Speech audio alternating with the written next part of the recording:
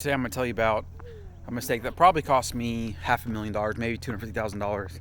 And I learned this about over the course of a year and a half. Oh yeah? You want to hear about it too? You want to hear about it too? This mistake is something that is a broad topic for all of us. We all do this. We fall into the more trap. Something's working and then we get some results, then we want to do this and that. No, don't get that. Don't get that. And so we do more and more and more. Started growing on Amazon. Decided to launch product after product because I figure, oh, well, we have a good brand, we already have a customer base, might as well use some of the same things that got us success with the products we have now on other products, go wide, cast a wider net. And this is all sound logic. The problem was we are a bootstrap company. Every penny that I made in the business, even to this day, goes right back into the business. We don't have investors. We don't have, a big credit line. Cash flow is a huge thing. And so I kind of learned the hard way that the more products you launch, each one of those requires you to kind of invest money, but then keep money into it to keep growing it, to keep sustaining it, right? If I have to buy 500 units in an order and that costs, let's say it's $5 a unit, that's, $2,500, $5,000, $10,000, whatever it is. And some products we're looking at $30,000, $40,000, $50,000 just to have a resupply.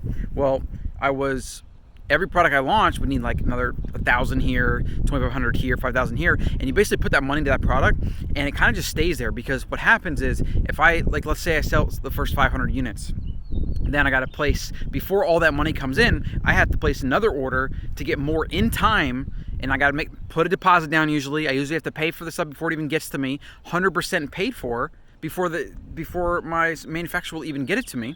And then, so that's even more money I got to outlay out of my pocket, cash out of my pocket, right? That the manufacturer has. Then it takes me 2 weeks to ship it to me, right? Then I have to have it, sit in, if there's shipping delays, if it's got to sit in the warehouse, whatever, it takes time for it to move. Then it might take 2 months to sell through it. And I don't get my money back, until 2 months in. And then I'm even getting it back in increments. And then if you have other expenses and advertising expenses, oh my gosh, learned the freaking hard way. So we decided, and this is on top of adding more employees, adding a warehouse, more labels, more bags.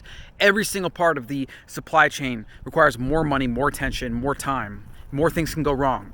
So when I launched that extra 50, 60 SKUs, and I finally, through some mentoring and through some just thinking about it and looking at the numbers, realized that I need to just focus, do less. And so we literally got rid of about 60 products, eventually got rid of the warehouse. We're now at the point where we might even outsource orders and give that to a warehouse company that can do it better than us. And these are just, you literally have to learn this the hard way. It's insane. And it probably cost me, I would say, $250,000, $500,000, right? Over the course of about 2 years doing this. Now we have a much simpler operation. We're more profit focused. We're more simplicity focused. And, if we do raise our first round of capital, I can always maybe launch some of those other products.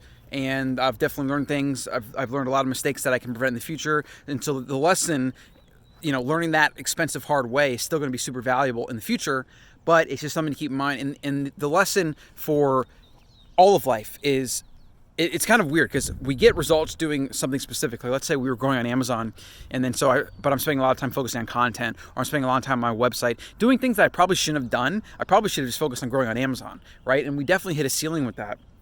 Same thing with these products. Instead of doubling down on my best sellers, I was trying to launch new products, right? And so there was just issue after issue after issue, spreading too thin instead of focusing on the few things that generated most of the results. And so now we're trying to go in a roundabout way to get back to the 80-20, the 90-10, the 95-5, focus on the things that are generating most of the results, and just go hard and deep as much as possible, because that is what gets results nowadays, doing just that. All right, so I hope you guys find this video useful. It's just some very expensive mistakes that I made, and in your life, find ways that you can simplify and focus on the minimum, the 5% that generates you 95% of your results, the 80-20 they call it. A lot of times it's actually 95-5, sometimes it's even 99-1. 99% of your sales might come from 1% of your products or customers or clients or whatever. There's a lot of examples of this. It's a power law distribution, but it just reiterates the importance of focus and not doing too much wide and going deeper on a few things. Like and subscribe.